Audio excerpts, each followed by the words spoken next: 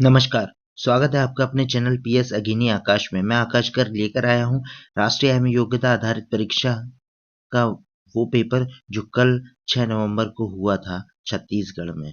उसका एक सॉल्यूशन कुछ पेपर का, तो ध्यान से सुनिए। हो सकता है ये आपके आने वाले पेपर 13 नवंबर में यूपी के एनएमएमएस एग्जाम में से कुछ क्वेश्चन यहाँ से आपको मिल सके। ध्यान से इसको सुनिए। मैं मैट पेपर यानी कि मेंटल एबिलिटी टेस्ट का सॉल्यूशन आपको कराऊंगा, तो ध्यान से इन क्वेश्चंस को देखें, गौर करेंगे। चलिए स्टार्ट करते हैं। हमारे जो शुरुआत में है क्वेश्चन, उसमें लिखा हुआ नीचे दिए गए प्रश्नों में एक श्रेणी दी गई है, एक विलुप्त पद है, उसको आपको बताना है कि अगला विलुप्त पद क्या होगा। तो अगर हम पहली वाली सीरीज को गौर करें, थोड़ा जूम कर लेता हूँ। ए, फिर जेड, फिर एफ, फिर यू, फिर जे, फिर क्यू, फिर एम।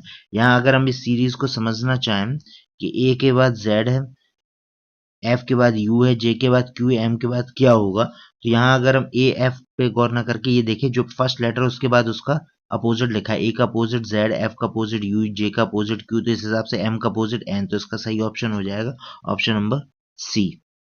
चलिए बढ़ते हैं अगले क्वेश्चन की तरफ।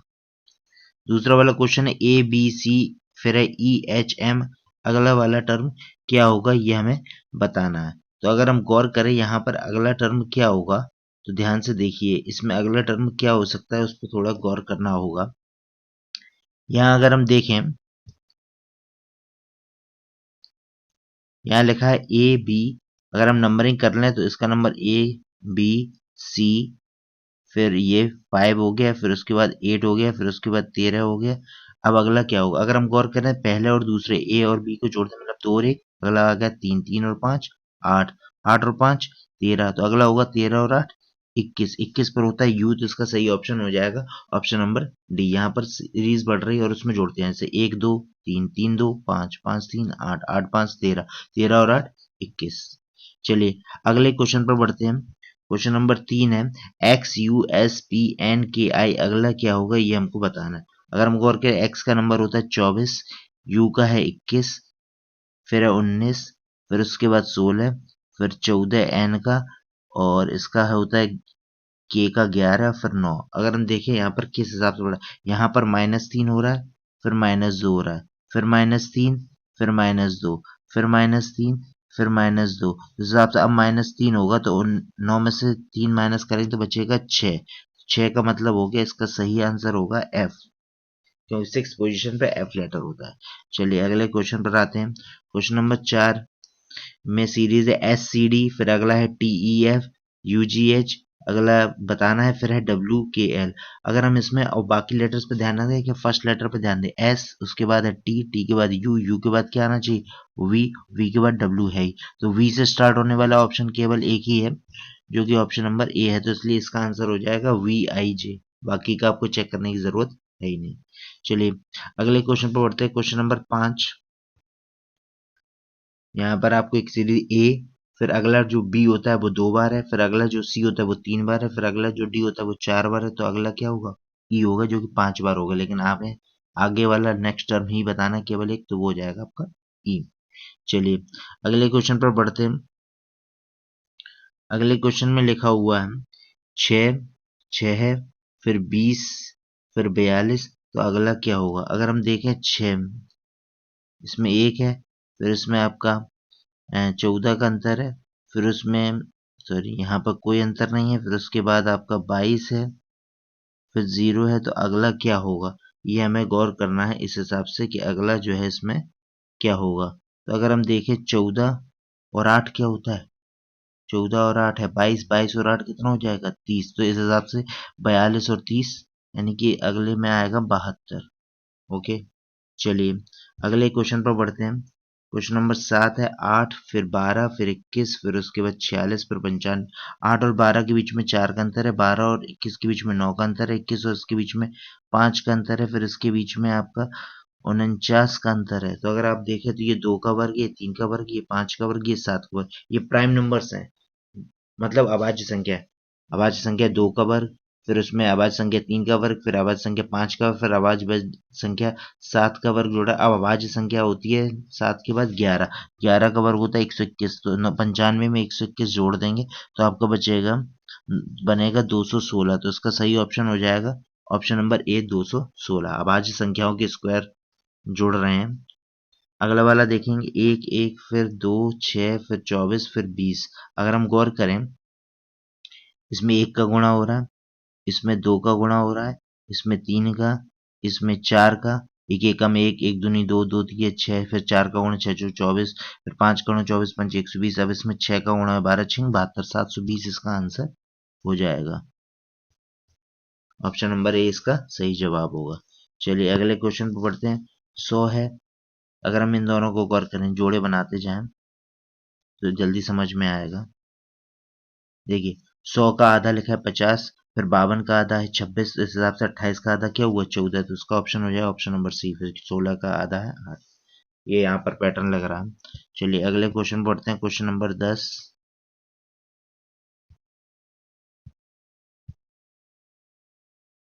इसमें लिखा है 2 4 फिर 12 फिर 60 फिर 20। अगर हम यहाँ पर देखें तो ये आपका बन रहा है 2 का गुणा, इसमें इसमें 3 का गुणा, इसमें 5 का गुणा, इसमें फिर 7 का गुणा, फिर इसमें 11 का गुणा। समझ आया? यहाँ पर भी प्राइम नंबर जो होते हैं ना, अभाज्य संख्या 2 फिर 3 फिर 5 फिर 7 फिर 11, इनका गुणा हो रहा है। 11 के बाद जब अभाज्य संख्या आती है 13, तो 13 का गुणा हो जाएगा, तो 13 दूनी 26 और 13 छिंग 78 और 2 80 हो जाएगा, 8 हो जाएगा, 13 52 और 8 60 हो जाएगा। 60,060 इसका आंसर हो जाएगा। 60,060 यानी ऑप्शन नंबर सी इसका सही जवाब हो जाएगा।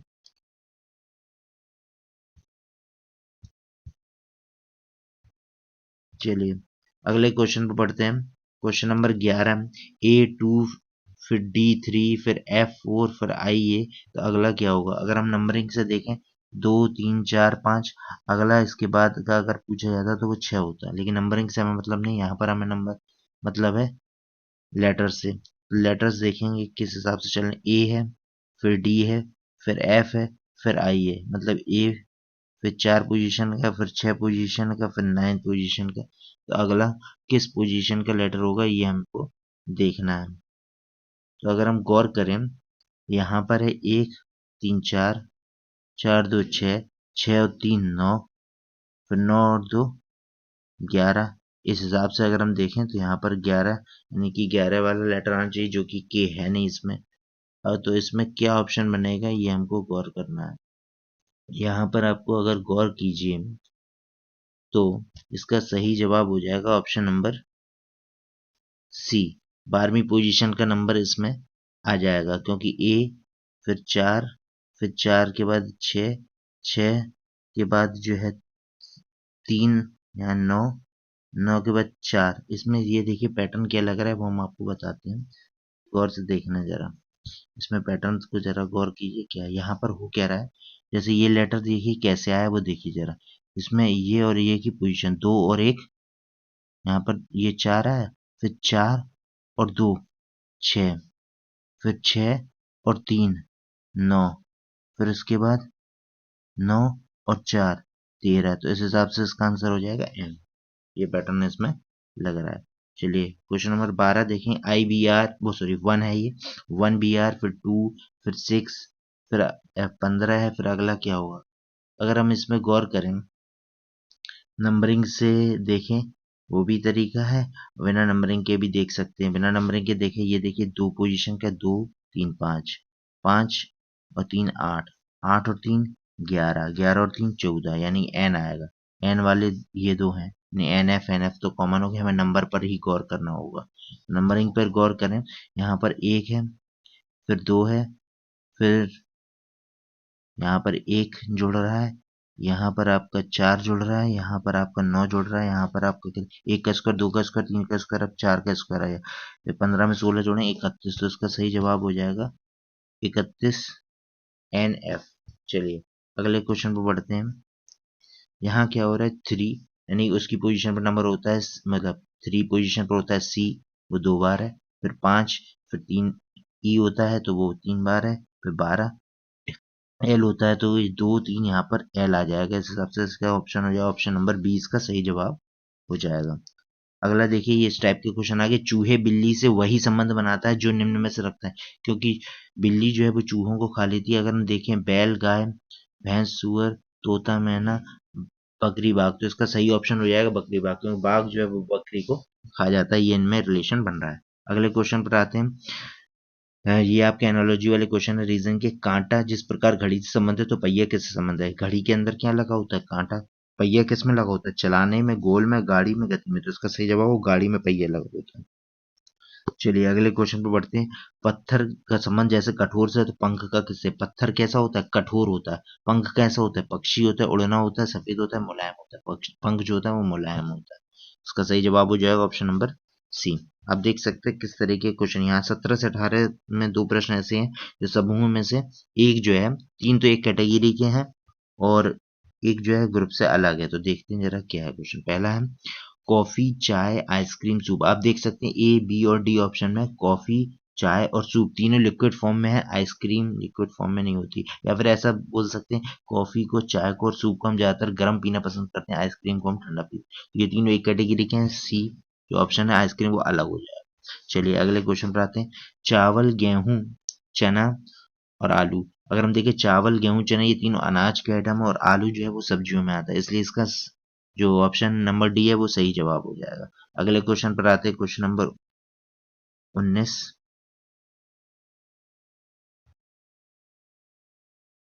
कोडिंग डिकोडिंग से यहाँ हमारा क्वेश्चन है कि यदि फिश को कूट किया जाता EJRI में तो बैंक का कूट क्या होगा? अगर हम गौर करें, एफ एफ से पहले आता है ई, मतलब एक -1 किया गया। फिर आई के बाद आता है जे, यहाँ पर +1 किया गया। एस से पहले आता है आर, -1 किया गया।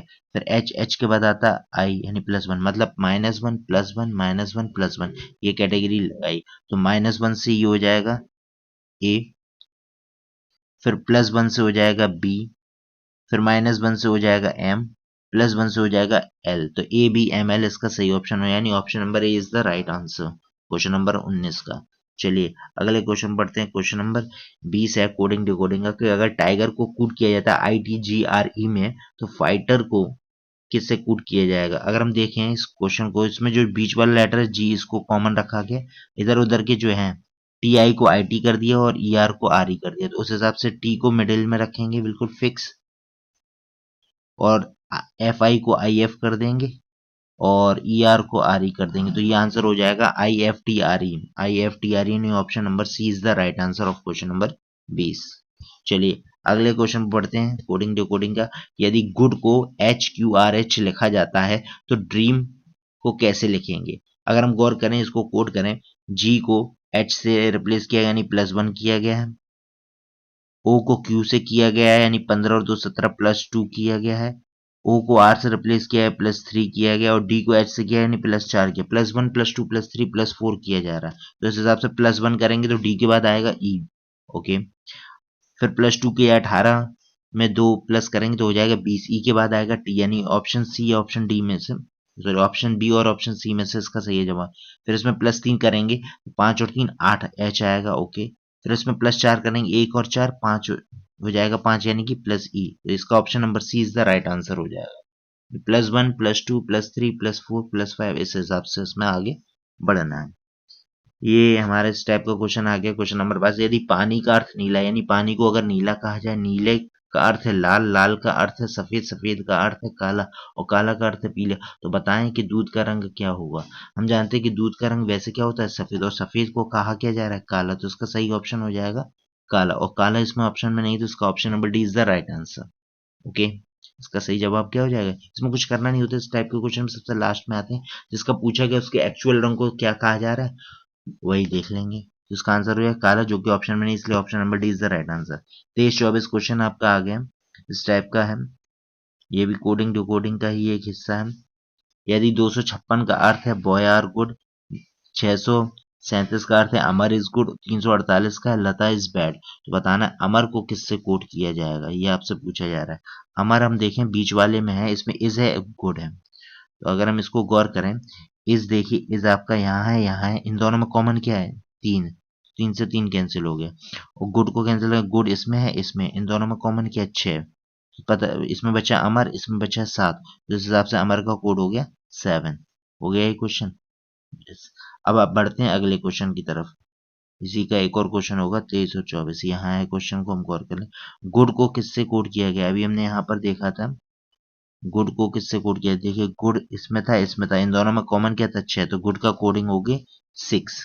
गुड की कोडिंग क्या हो जाएगी?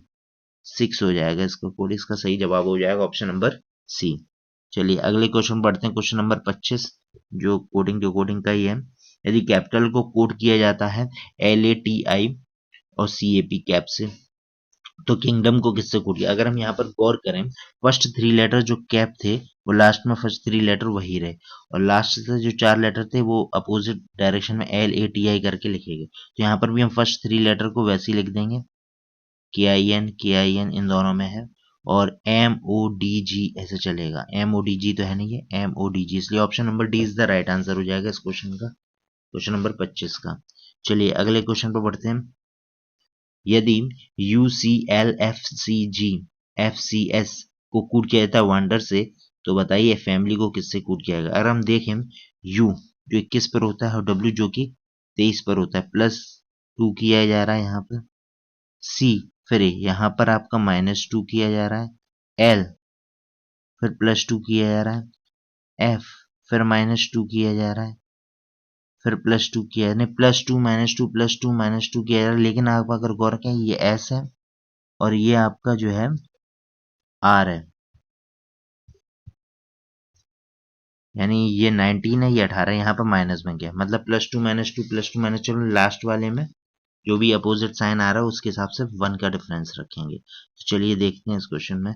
फैमिली, यहाँ पर अगर हम +2 करते हैं, 6 और 2 8, H से शुरू होना चाहिए, H से कोई शुरू ही नहीं है, इसका मतलब हमें पहले -2 करना पड़ेगा। तो ये -2 करेंगे, 6 में से -2 करेंगे यानी 4, यानी कि D हो जाएगा। ओके, फिर +2 करेंगे C हो जाएगा, फिर -2 करेंगे, 13 में से 2 गए 11, यानी DCK।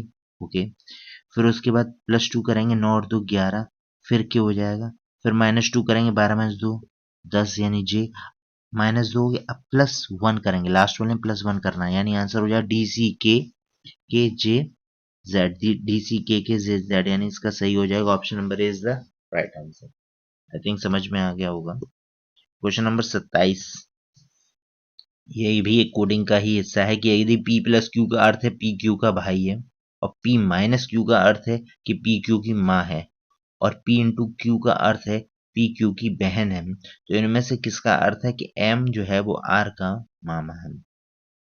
तो अगर हम पहले ऑप्शन को देखें, M R का मामा मतलब M क्या हो गया? बड़ा हो गया, तो बड़ा हो गया तो वो पहले होगा, वो तो सब में ही है, M R है, M R है। हम 1 बाय 1 ऑप्शन के, M-R का मतलब क्या हो जाएगा कि M R की माँ है, और जबकि हमें बताना है कि M R का मामा है, तो ये तो होगा नहीं, ऑप्शन नंबर ए गलत हो गया। M और K में देखिए M+K लिखा हुआ है, इसका मतलब है कि M K का भाई है, M K का कौन है? भाई है। ओके, फिर K-R का मतलब हो जाएगा कि K R की माँ है। K जो है कौन है? R की माँ है, इसकी माँ के भाई हैं ये, मतलब MR का कौन हो गया? मामा हो गया। ऑप्शन नंबर बी इसका सही जवाब हो जाएगा। यहाँ पर रिलेशन बन गया कि MR का मामा है। चलिए अगले क्वेश्चन पर बढ़ते हैं। क्वेश्चन नंबर 28, यदि अनिल सुनील के पुत्र का भाई है, अनिल जो है वो कौन है? सुनील के पुत्र के पुत्र का भाई है, कौन? अनिल, ये बोला गया। अनिल कौन है? सुनील के पुत्र का भाई है अनिल। तो अनिल और सुनील के बीच में क्या संबंध है? अनिल और सुनील के बीच में ये चचेरा भाई है, भाई है, भतीजा है, पोता है। अनिल पहले लिखा है तो अनिल कौन हुआ? पोता, यानी ऑप्शन नंबर डी इसका सही जवाब हो जाएगा। चलिए अगले क्वेश्चन पर आते हैं। एल एम की ओर इशारा करते हुए कहता है कि मेरे दादाजी और एम के पिताजी सगे भाई है। एल ने एम की ओर इशारा करते हुए क्या किया कि एम के पिताजी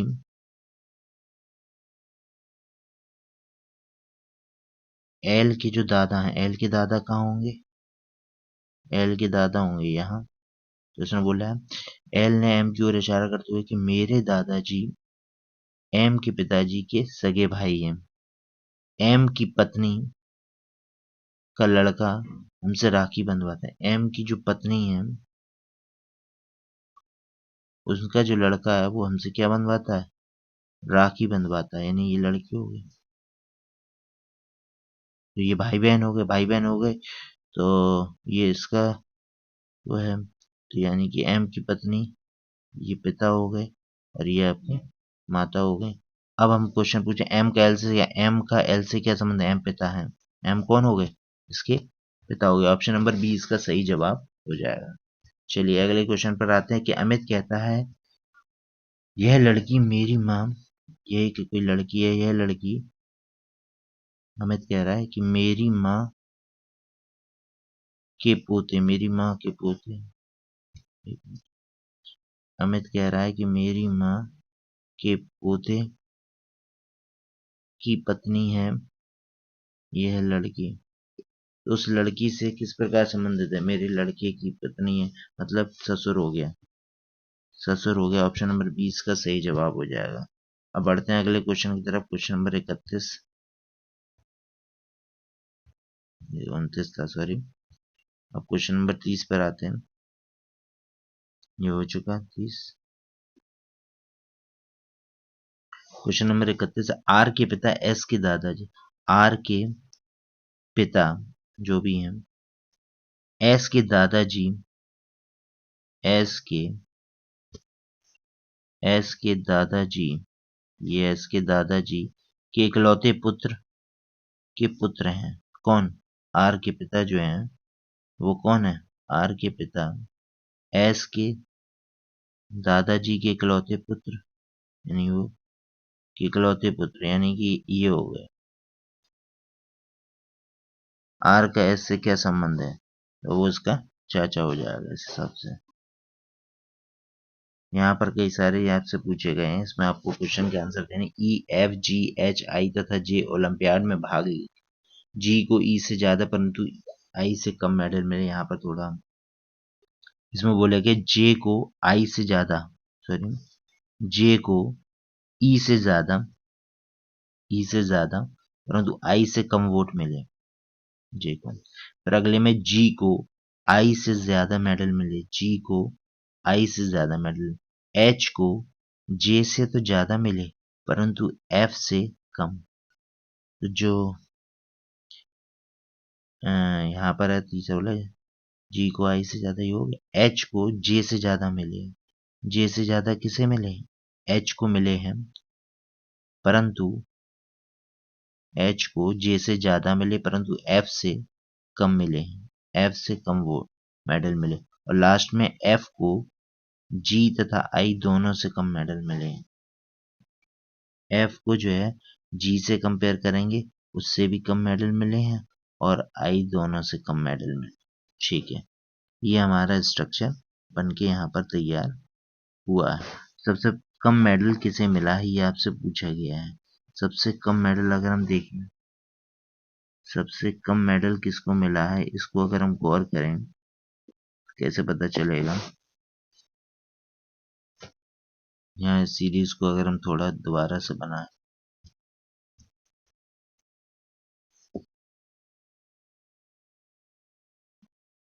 सेकेंड, यहाँ पर अगर हम देखें सबसे पहले हम जे को ई से ज्यादा, जे को ई से ज्यादा परंतु आई से कम मेडल मिले।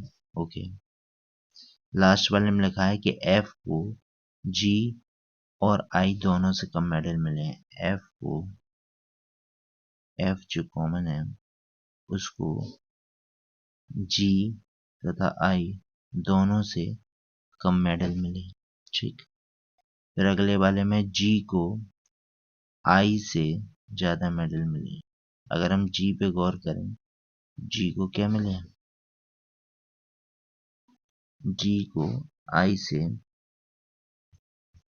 हमारे हिसाब से जी को यहाँ रखना चाहिए, जी को आई से ज्यादा मेडल मिले हैं और जी और आई दोनों से कम मेडल किसको मिले हैं, एफ को, एफ को जी से भी कम मेडल मिला है और आई से भी कम मेडल मिला है।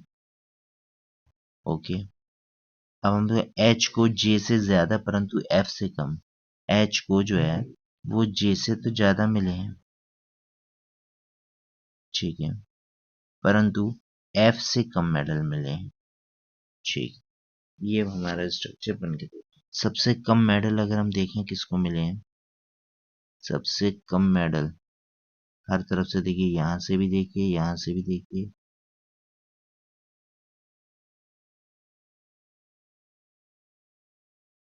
एच को मिला है सबसे कम मेडल। इसका सही ऑप्शन हो जाएगा ऑप्शन नंबर डी, ठीक है। सबसे अधिक मेडल किसको मिला है, सबसे अधिक मेडल अगर हम देखें तो किसको मिला, सबसे अधिक मेडल मिले हैं जी को, ऑप्शन नंबर ये हो जाएगा इसका सही जवाब, ठीक है। इसी टाइप से हम इन क्वेश्चंस को कर सकते हैं। और यहाँ पर डिस्टेंस वो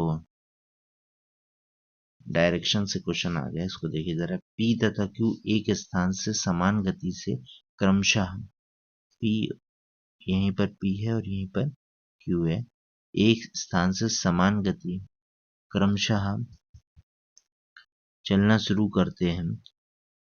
पी चलता है उत्तर की ओर और क्यू चलता है दक्षिण की ओर 4 किलोमीटर। चलने के बाद दोनों बाएं मुड़ते हैं, ये इसका बाएं यहाँ है, इसका बाएं यहाँ है, ये मुड़ जाते हैं। और कितना चलते हैं, 3 किलोमीटर, ओके। चलने के बाद क्रमशः यानी पी जो है वो दक्षिण पूर्व की तरफ यानी कि इधर, और ये उत्तर पश्चिम की तरफ यानी कि इधर चलना शुरू करते हैं। 5-5 किलोमीटर चलते हैं। तो पी और क्यू किस दिशा में, ये दोनों एक ही स्थान पर आ गए, कहाँ आ गए, ये दोनों एक ही स्थान पर आ गए, तो इसका सही जवाब हो जाएगा ऑप्शन नंबर डी, एक ही स्थान पर है। क्वेश्चन नंबर 28 और सॉरी 38, शशिकांत जो है वो उत्तर की ओर चलना शुरू करता है। कुछ समय बाद वह दाईं ओर मुड़ता है और 2 किलोमीटर चलता है, फिर बाईं ओर मुड़ता है और 1 किलोमीटर चलता है, फिर वह अपने बाएं ओर मुड़ता है इस तरफ। अब वह किस दिशा में चल रहा है, पश्चिम की ओर, किस तरफ चल रहा है, पश्चिम की ओर। इसका ऑप्शन हो जाएगा ऑप्शन नंबर डी। बोला नए शहर में जाने पर एक व्यक्ति पी को दिशा का भ्रम हो जाता, उसे लगता है कि वह सूर्योदय दक्षिण दिशा में हो रहा है। देखिए ये है पोजीशन, सूर्योदय होता है यहाँ पर, लेकिन उसके लिए ये कौन सी है, उसके लिए ये जो है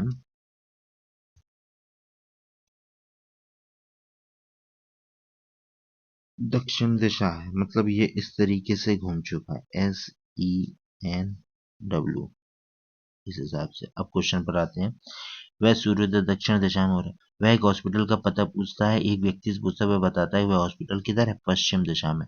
पी को हॉस्पिटल किस दिशा में देगा, पश्चिम दिशा, मतलब उसको देखेगा उत्तर दिशा में। ऑप्शन नंबर ए इसका सही जवाब, तो उसको तो समझ रहे। रीमा उत्तर दिशा में 4 किलोमीटर चलने के बाद, यहाँ से 4 किलोमीटर चलने के बाद वह पूरब दिशा में 3 किलोमीटर चलती है, ये लीजिए। फिर वह दक्षिण पश्चिम यानी कि इस तरफ जो है 5 किलोमीटर चलती है।